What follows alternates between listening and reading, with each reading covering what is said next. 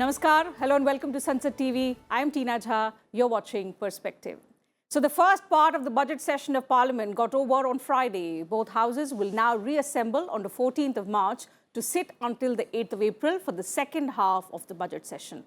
The first part began on the 31st of January with President Ram Nath Kovind's joint address to both houses. The union budget for 2022-23 was presented by Finance Minister Nirmala Sitharaman on the 1st of February. And starting 2nd February until the 11th, both houses held discussions on the union budget and motion of thanks to the President's address. Proceedings were held in a staggered manner in view of the prevailing pandemic. While Rajya Sabha sat in the first half of the day, proceedings of Lok Sabha were held from 4 p.m. to 9 p.m., also being extended beyond 9 p.m. on several days. Due to time restraint, no legislative business was taken up in the first part of the session. But in the ensuing second part of the session, which is from 14th March to the 8th of April, about 20 items are likely to be taken up. On the show today, we will talk about the key bills that are likely to be taken up in Parliament after recess, and also we'll analyse the key highlights of the just concluded first part of the budget session. To put things into perspective for us, I'm joined on the show today by three distinguished members of Parliament. So let me first introduce them to you. I have with me in the studio Mr. Shyam Singh Yadav, Member of Parliament, Lok Sabha. He represents the BSP. And I'm joined virtually by Mr. Prakash Javadekar, Member of Parliament, Rajya Sabha. And thank you for joining me on the program today on Sansad TV. Mr. Javadekar, allow me to begin the program today with you. Your response on how you look back at the just concluded first part of the budget session.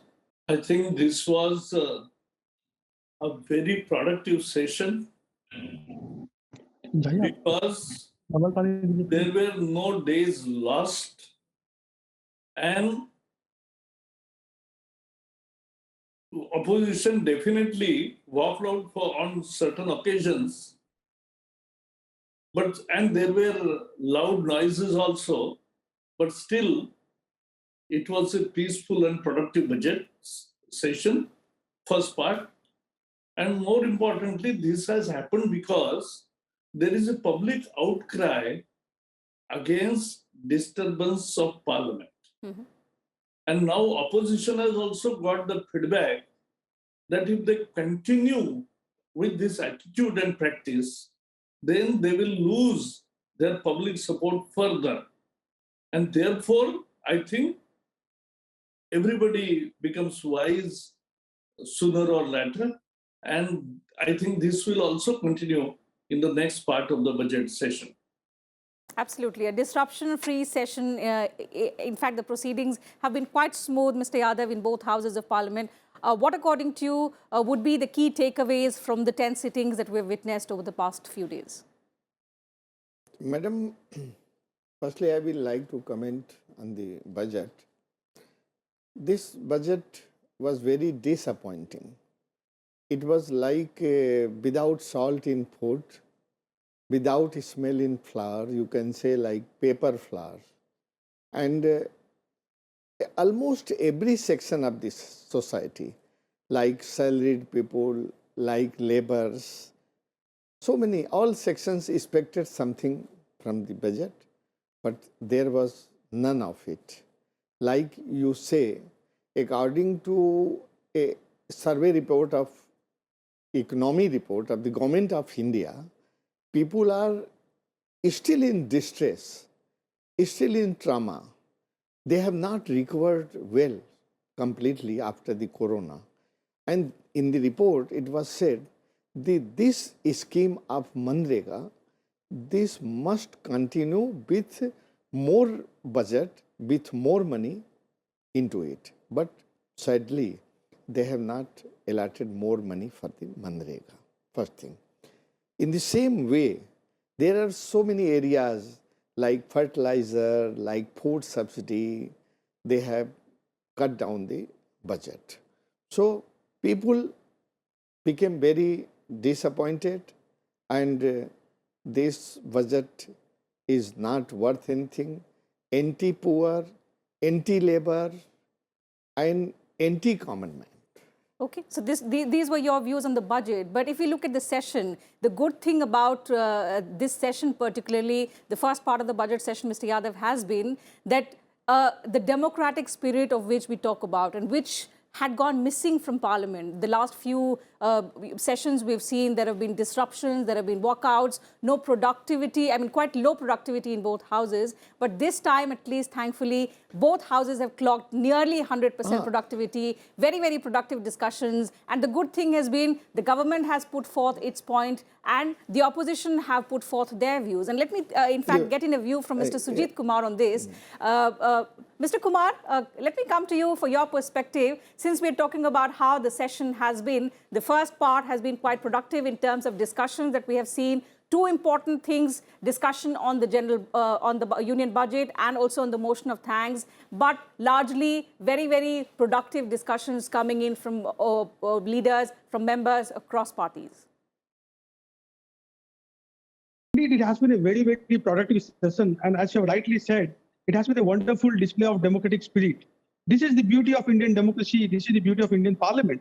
Because as members of Parliament, we, the people of our state, people of our constituencies have huge expectations on us that when we go to Delhi, when we go to the Parliament, we'll raise issues pertaining to our state, pertaining to our constituency, and also to the nation, and try to get them addressed and try to highlight them in the House. But when the Parliament gets disrupted, the people feel cheated, and rightly so. So I must thank both the Treasury bench and also the opposition parties for engaging in a wonderful, discussion, deliberation at this time. And I really hope that henceforth, going forward, we'll see such a display of democratic spirit, both by the opposition parties and the Treasury bench. I must, take this opportunity to mention here that my party, Biju Janata Dal, has never gone into the well of the House, has never believed in ruckus, has never believed in disrupting. We appreciate good elements of the policies whenever appreciation is due, but we are also unsparing in our criticism of the government when we feel they are not in the interest of the people or in the interest of the nation. So I think my party has always believed in healthy criticism, has always believed in deliberation. Absolutely. And this is what this democratic spirit has been on display in the first part of the session, even though there has been opposition, even though there have been contrary views to the budget, also to the schemes of the government that were mentioned in the President's address, but they've all been in a dignified manner. Members have spoken about, even registered their opposition to several things, but keeping the parliamentary spirit in mind. Mr. Javadekar, and this is the hope that was expressed by Chairman M. Venkaiah Naidu as well, that this session has been, after long, very, very, heartening to see that both sides have actually kept the parliamentary spirit in mind and upheld the credibility of the House, being the House of Elders. Do you see this continuing also in the second part of the session? Because that is where the legislative agenda will come into being, where lots of important bills will be tabled and whether consensus will be required in order to have a healthy discussion. What budget's presidential address tells us is that what the government has done and what is the vision of the government. And budget tells us the roadmap and the 1 year exact planning to achieve that. And therefore, more than 70, 80 members have spoken on both this subject. And Prime Minister replied in the House very forcefully for more than 70 minutes. And more than 100 minutes. And Madam Nirmala Sitharaman also today gave effective replies.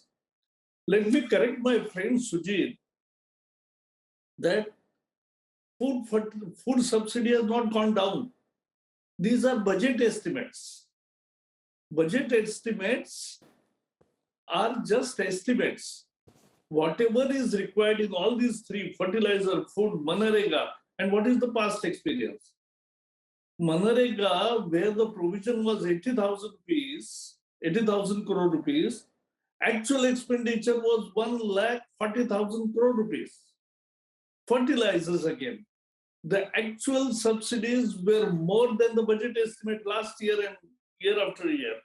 And food subsidies. In 2014, the food subsidy was then a food security system subsidy. that was only 1 lakh. It was 80,000 crore rupees. Now it is 1,80,000 crore rupees. And for last 19 months, we have supplied free ration to 80 crore people. That has expenditure of that is 2,40,000 crore. So it's a huge, because that is what budget is. Budgets are estimates, but the other area, actually when it grows the requirement, we do it, and we do it faithfully. So that is what has happened in all these things. What is important message of this budget session is, Prime Minister narrated it very nicely. The vision of India is faster growth. We are the fastest moving economy in the large economies. But at the same time, we have plan and vision for next 25 years when we will be celebrating our 100 years of India independence. And for these 25 years, we have a vision of a developed, inclusive, and giving the right type of social justice and empowerment of people. Okay. And fully democratic.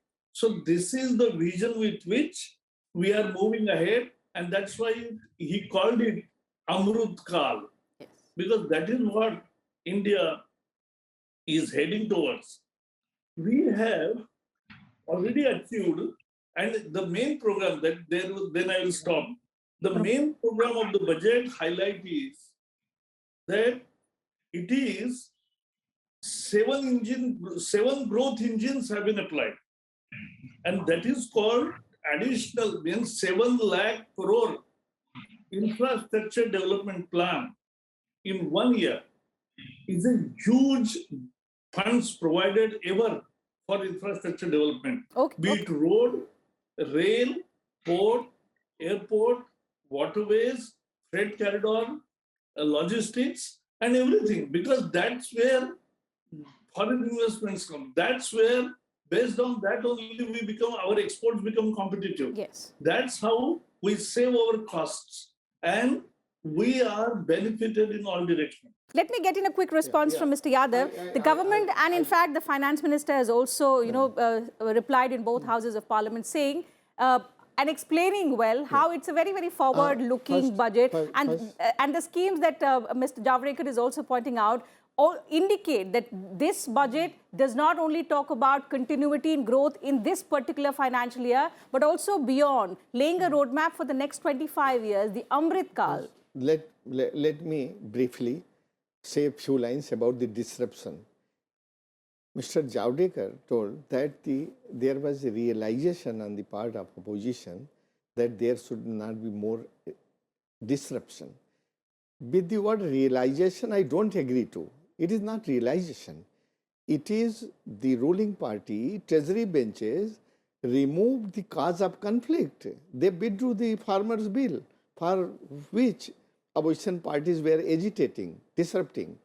And it is the sole responsibility of the treasury benches to run the parliament in a smooth way. I must say one thing. But shouldn't the opposition parties also be cooperating? They cooperate. But if something happens on the basis of their majority and their strength, if they don't see the reason, if they don't see the ethics of the parliamentary democracy, then they are supposed to.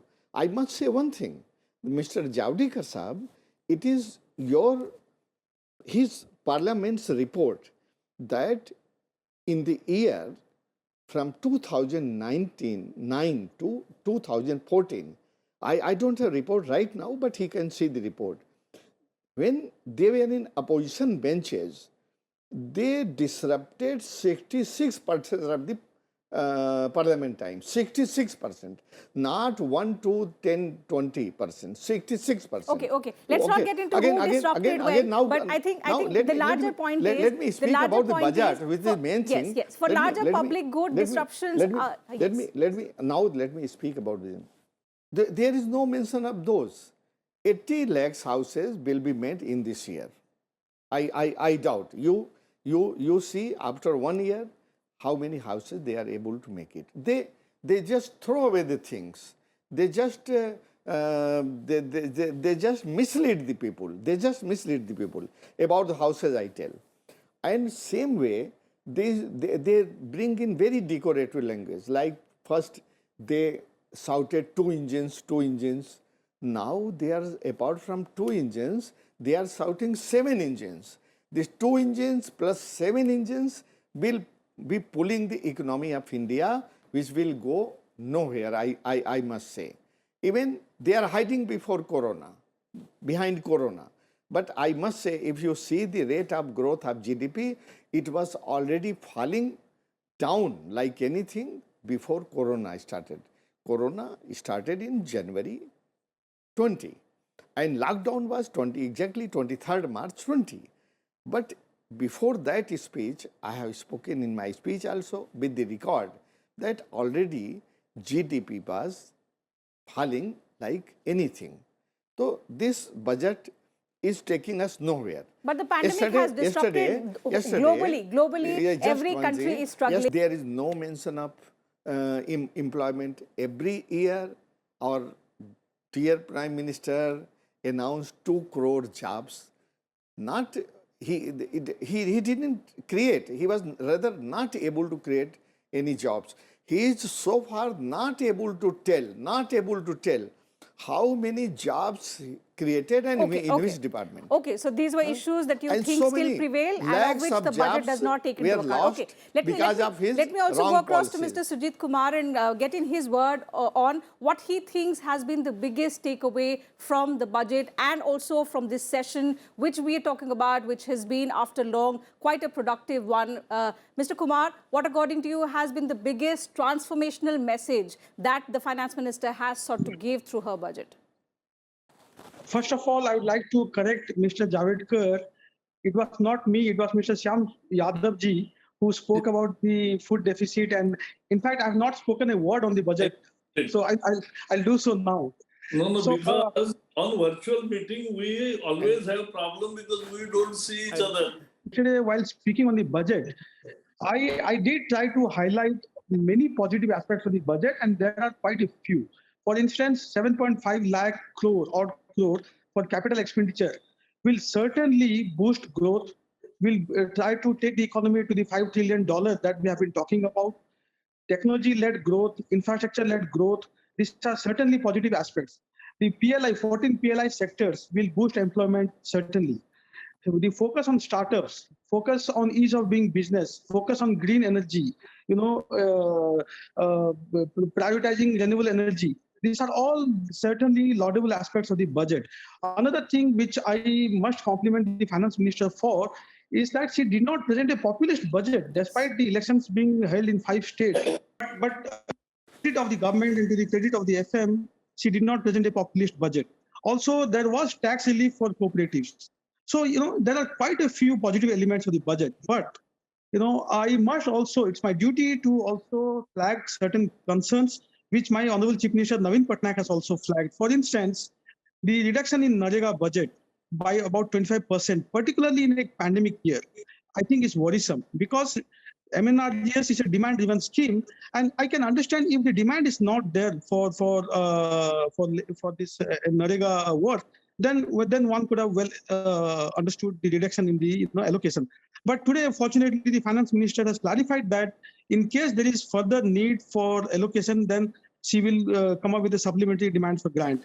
That's one. Second is, I think, the fiscal federalism that we are talking about. India is a union of states, and of late we are seeing that the cess and surcharge has been increasing to the extent of 20% of the total collection. From 7% in 2001, it has increased up to 20% now. And as you all know, cess and surcharge is not part of the divisible pool, which means it's not to be shared with the states. So the states are at a loss in terms of getting allocation from the center, because the Finance Commission has also recommended that 41% of the collection has to be shared with the states. Yes. Now, because of the increase in cess and surcharge, this has fallen down to 30%. So this is certainly something which is worrisome. And The next worrisome aspect is food price inflation.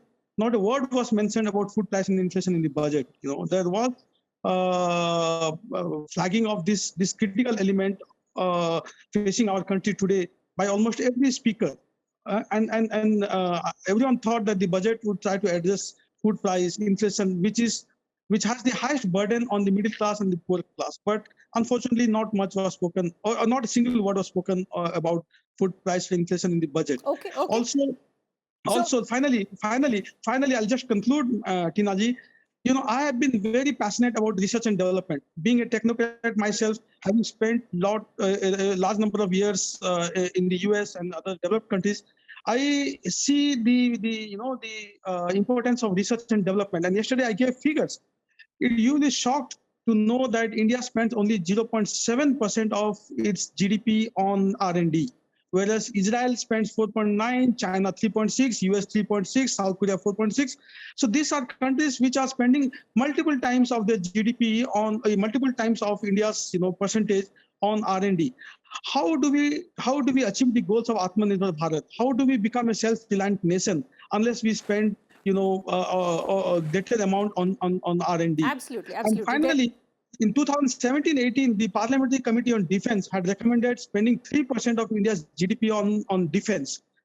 We have not reached that number. Even now, we are spending only 2% of India's GDP on defense. We all know we are facing two hostile nations, China and Pakistan, on the two borders. Mm-hmm. So we need to really ramp up our defense spending. So I think these are some of the elements of the budget which are concerning, in my view and in the view of my party. And as I've highlighted, there are many positive aspects as well. Absolutely. A lot of positive aspects, but as it said, the finance minister cannot accommodate everything in her budget. She's tried to make it as stable as possible to maintain continuity of growth. But of course, some concern areas remain, and very rightly pointed out by Mr. Yadav and Mr. Kumar. Mr. Javadekar, coming back to you on now the expectations, of course, on the ensuing second part of the session. And if you could also help our viewers understand the significance also of this recess period between the first and the second parts. What important procedures take place during this recess period? And going forth, when we head into the second part of the session, what are the important things that are listed? Yeah, actually, the recess is for standing committees to work in details of every ministry. They go through each and every item of budget estimates, and then they give their recommendations, and many of the recommendations are accepted. And so that's a very healthy democratic process that we'll go through. So month will not be vacation, but it will be work in progress. Yes. But not in the house, but in the committee rooms. More importantly, what Prime Minister brought on the table, as let me tell you, Sujit, inflation was discussed by Prime Minister, inflation was discussed by Finance Minister, and the short story of that is inflation this time the whole world is experiencing. What India experienced from 2009 to 2014 was double-digit inflation, and now we have restricted our inflation for up to 5% in last 7 years. So that's the first point. Second is, Prime Minister also said that now we are already into cooperative federalism, but it must be now cooperative, competitive federalism. And he gave 3 examples. GST, the act was drawn word by GST Council. The rules were framed by GST Council. The rates were decided and changed on many occasions by GST Council unanimously. So this is the best example of cooperative federalism. He also said that democracy is very important. And in democracy, the family parties is the real hindrance for the progress and fulfilling the people's aspiration. He also said that andha virodh loktantra ka apman hai. Opposition can oppose. They can give suggestions. They can criticize the government. But andha virodh, yani just hating for hating, is not the right way of democratic processes. And he narrated how the earlier regimes dismissed 100 state governments since independence. And that is a very important aspect. He also reminded the country how Goa was not freed in 47 or like Hyderabad in 48. It was freed in 61. So this is what has happened actually. Absolutely. So lots of important points made in that fiery speech by the Prime Minister while he was replying in the House. But I think the key takeaway is, and especially when we talk in the context of the functioning of both houses of parliament, is that no matter how strong the opposition concerns are, there is nothing that cannot be debated and discussed amicably on the floor of the House. And I think that spirit should continue even in future. That we have witnessed in the first part, or the 10 sittings that we have seen in the last few days, but that spirit should also be visible in the ensuing second part of the session. And all of us hope that this second part of the session will also be as smooth as the first one. Thank you to both my guests for joining us virtually on the program, and also thank you, Mr. Yadav, for joining us in the studio today, sharing your perspective with us and our viewers. So with that, I'll have to wrap up the Perspective edition today, and thank you to all our viewers as well for their time.